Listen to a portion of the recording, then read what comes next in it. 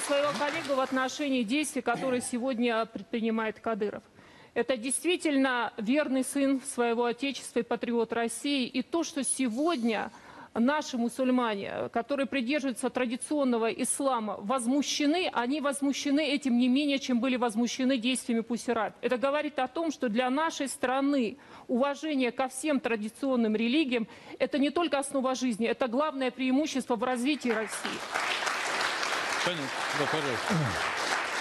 Но все-таки, все великолепно, интересные, полезные мысли.